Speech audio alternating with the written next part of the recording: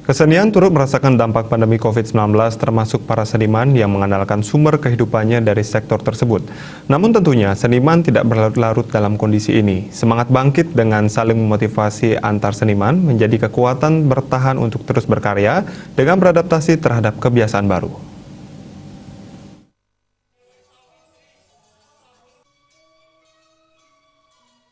Lebih dari setahun bidang kesenian tidak bisa berjalan akibat pandemi COVID-19. Tentu hal ini sangat dirasakan oleh pelaku seni atau seniman, terutama yang mengandalkan sumber mata pencarian dari berkesenian.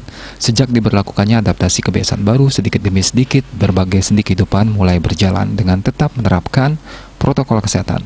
Usaha bangkit memberi dukungan serta motivasi merupakan hal penting dan menjadi kekuatan batin bagi para seniman agar terus berkarya dan tidak putus asa melawan pandemi COVID-19.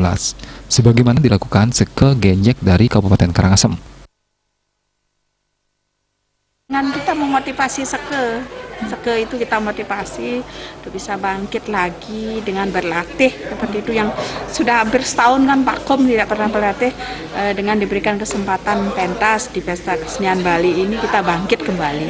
Ya, harapan ke depan adalah ruang bagi kami Seke Genjek untuk bisa tampil lagi di dalam mengisi baik itu Pesta Kesenian Bali atau kegiatan yang lainnya, supaya kami bisa berkreativitas, seni Genjek ini bisa hidup kembali dan di tengah masyarakat.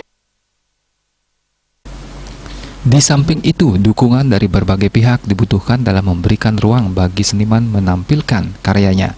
Dengan menerapkan adaptasi kebiasaan baru, upaya ini dilakukan selain memberikan sumber kehidupan bagi para seniman, juga menjadi perjuangan menyelamatkan serta melestarikan budaya seni Bali di tengah pembatasan-pembatasan akibat pandemi COVID-19. Juliana, Bali.